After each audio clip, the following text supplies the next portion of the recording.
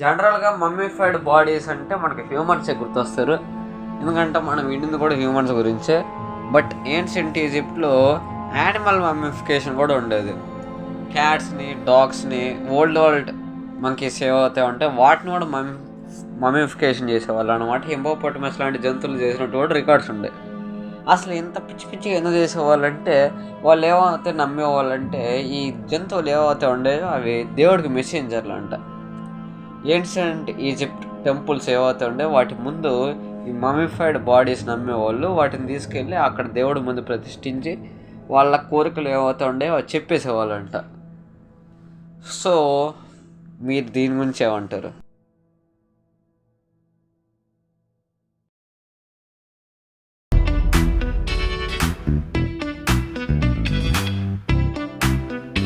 జనరల్గా బ్లడ్ అనేది మన బాడీలో ఎంత దూరం సరఫరా అవుతుందని మీరు అనుకుంటున్నారు ఒక రోజులో? ఇది ఒక క్రేజీ ఫ్యాక్ట్ చెప్పిన, ఒక రోజులో మన బాడీ మొత్తం సర్క్యులేట్ అయ్యే బ్లడ్ డిస్టెన్స్ మనం కానీ క్యాల్కులేట్ చేస్తే అది ఆల్మోస్ట్ 19,000 కిలోమీటర్స్ వస్తుంది. సో బ్లడ్ అనేది ఇంత దూరం ట్రావెల్ చేస్తుందని మీరు ఎక్స్పెక్ట్ చేశారా?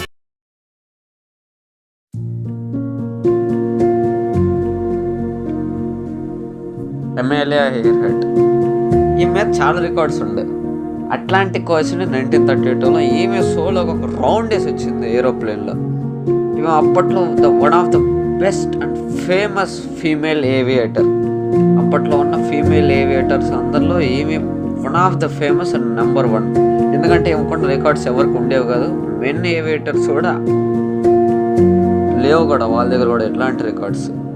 ఎందుకంటే ఆమె అట్లాంటిక్ ఓషన్ అంతా తిరగడంతో పాటు ఆమె ఒక గోల్ ఉండేది, మొత్తం వరల్డ్ తిరగాలని చెప్పి. అదే గోల్లో 1937లో ఆమె ఒక ఫ్లైట్తో సౌత్ పసిఫిక్ ఓషన్ వైపు వెళ్తుండగా కొన్ని ప్రాబ్లమ్స్ వల్ల, లో ఫ్యూయల్ అలాంటి సమస్యల వల్ల అక్కడే ఆమె ఫ్లైట్ క్రాష్ అయిందని చెప్పి చెప్తూ ఉంటారు. ఆ తర్వాత ఆమె బాడీ కానీ వాళ్ళ నావిగేటర్ బాడీ కానీ ఆ ప్లేన్ కానీ ఎక్కడా దొరకలేదు. అప్పటి నుంచి ఎమేలియా హెయిర్ హెడ్ ఒక మిస్టరీ అయిపోయింది. ఆమె గురించి ఇప్పటికీ చాలామంది మాట్లాడుకుంటూనే ఉంటారు. వన్ ఆఫ్ ద అన్ఫైండెడ్ మిస్టరీస్లో Amelia Earhart plane crash కూడా ఒకటి. దీని మీద ఒక డీటెయిల్డ్ వీడియో చేయమంటే ఐ విల్.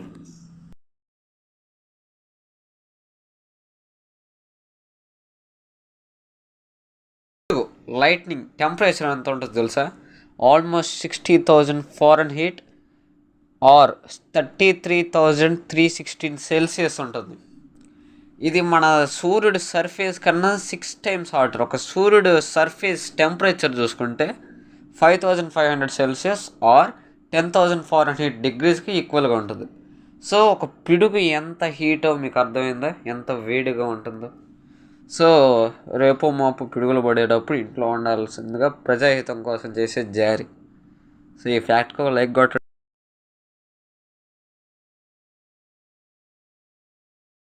మనలాంటి వాళ్ళలోనే చాలామంది మహాకుంభకర్ణులు ఉన్నారు. వాళ్ళు ఒక్కసారి పడుకుంటే 10-15 గంటల దాకా ఎంతసార్లు లేపినా కానీ లేవరు. అట్లాంటి వాళ్ళు ఉన్నారనమాట. సో మనలాంటి బద్ధకస్తుల కోసమే ఒక అలారం క్లాక్ ఉంది. దాని పేరు సోనిక్ బాంబ్ అలారం క్లాక్ అని. దాని సౌండ్ ఎంత తెలుసా? 113 డెసిబుల్స్. అంటే ఒక చైన్సా, జాక్ హ్యామర్ అని అంటే డ్రిల్లింగ్ మిషన్లో ఉంటుంది, దాని సౌండ్స్కి ఈక్వల్ ఈ sonic bomb alarm clock sound. ఊహించుకోండి మీరు ఉదయాన్నే ఎట్లా లేస్తారో దీని దెబ్బకి. సో ఈ క్లాక్ కావాలంటే మీకు అమెజాన్లో కూడా దొరికిద్ది. అది ఒరిజినల్ పీసో కాదో తెలియదు కానీ మీరు బుక్ చేసుకోవచ్చు.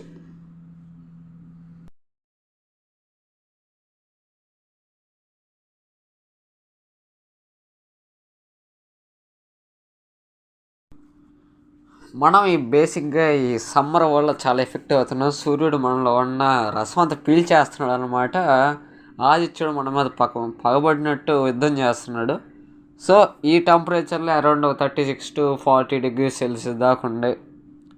అయితే ఇదే మనం హీట్ అనుకుంటే లిబియాలో 1922 సెప్టెంబర్ 13న ఇప్పటిదాకా హాటెస్ట్ టెంపరేచర్ రికార్డ్ అయింది దాదాపు 58 సెల్సియస్ అంటే 136 డిగ్రీస్ ఫారెన్హీట్ టెంపరేచర్ నమోదైందంట లిబియాలో ఉన్న అల్ అజీజియా అనే ఒక సిటీలో.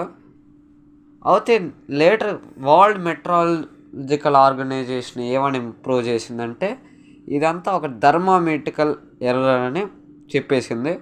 సో ఇది పూర్తిగా క్లూలెస్ ఫ్యాక్ట్ అని చెప్పొచ్చు. బట్ అప్పట్లో అంతలా రికార్డ్ అయిందంటే కనీసం ఒక 50 to 55 సెల్సియస్ అయినా మ్యాక్సిమం ఉండొచ్చు కదా. సో అప్పట్లో జనాలు అట్లా ఓడికిపోయారు. ఒకసారి ఇమాజిన్ చేసుకోండి.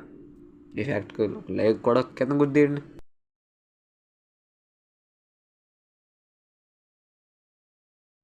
బేసిక్గా ఒక 5 ఏళ్ళ చిల్డ్రన్కి ఎన్ని పళ్ళు ఉండొచ్చు అని అంటారు మీరు? చాలామంది 5 to 20 కౌంట్ మధ్యలో ఏదని చెప్తారు. యాక్చువల్గా ఆ కౌంట్ అనేది 52. ఏమైనా బోన్స్ అంటారా డిక్రీజ్ అయ్యి 52 నుంచి 32 రావడానికి టీత్ అనొచ్చు మీరు. బట్ విషయం ఏంటంటే మామూలు 5 ఏళ్ళ పిల్లోడు అంటే పాల పళ్ళు ఉంటాయి, డిసెడ్యూస్ టీత్ అంటారు, మామూలు మిల్క్ టీత్ అండి. ఇవేంటంటే ఇవి ఉన్నప్పుడు మన పర్మనెంట్ టీత్ ఏవైతే తొందరలో గ్రో అవబోతున్నాయో మన 5 years ఓల్డ్ అప్పుడు మనకి పైన గమ్స్లో ఉంటాయి అన్నమాట. సో ఆ లెక్కన కౌంట్ వేసుకుంటే టోటల్ 52 టీత్ అవుతే మనకి 5 ఏళ్ళ వయసులో ఉంటాయి. సో ఇది పెద్ద ఫ్యాక్ట్ ఏం కాదు, బట్ జనరల్గా ఏదో చెప్దామని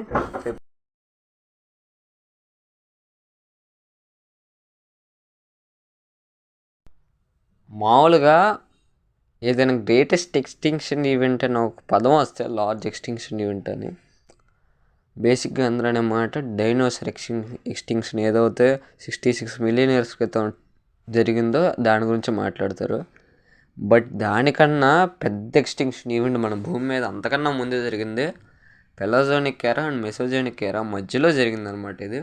దీన్నే పర్మియన్ ట్రయాసిక్ ఈవెంట్ అంటారు. 250 million years క్రితం సైబీరియాలో, ఇప్పుడు సైబీరియా ట్రాప్స్ అంటారు ఆ వాల్కనోస్ని, ఇవి massive number of counts of volcanoes erupt అవ్వటం వల్ల బయటికి కొన్ని green house gases like carbon dioxide, sulphur dioxide and methane లాంటి గ్యాసెస్, CH4 అంటారు దాన్ని, అండ్ గ్యాసెస్ రిలీజ్ అవ్వటం వల్ల ఈ huge number of dangerous gases అట్మాస్ఫియర్లో రిలీజ్ అవడంతో పాటు గ్లోబల్ వార్మింగ్ జరిగిందంటే హై నెంబర్ ఆఫ్ టెంపరేచర్స్ పెరిగినాయి. ఒక 35 to 40 degrees టెంపరేచర్ పెరిగిందనమాట. అందులో ఈ గ్యాసెస్ ఏవైతే ఉన్నాయో అవి ఓషన్లో కలవటం వల్ల ఓషన్ యాసిడిఫికేషన్ జరిగి ఓషన్లో ఉండే క్రియేచర్స్ కూడా చనిపోయినాయి. ఇది మన ఎర్త్ని ఎంతలానే ఇంపాక్ట్ చేసిందంటే ఒక 90% ఆఫ్ ఎర్త్ స్పీసీసెస్ ఏవైతే ఉన్నాయో అవన్నీ ఎక్స్టింక్ట్ అయిపోయినాయి ఈ ఈవెంట్ తర్వాత. సో ఇది పెర్మియన్ ట్రయాసిక్ ఈవెంట్. ఒక అనౌన్స్మెంట్ మన ఛానల్ గురించి ఏంటంటే బ్లాక్ హోల్ సిరీస్ని కంటిన్యూ చేస్తారని చాలామందికి డౌట్స్ ఉంటుంటాయి. ఎస్, చేస్తాము. అయితే బ్లాక్ హోల్ అనేది అంత సాదా టాపిక్ కాదు కాబట్టి దాని మీద ముందు ఏమైనా మంచి కాన్సెప్ట్లో కంటెంట్ దొరికితే దాని మీద వీడియో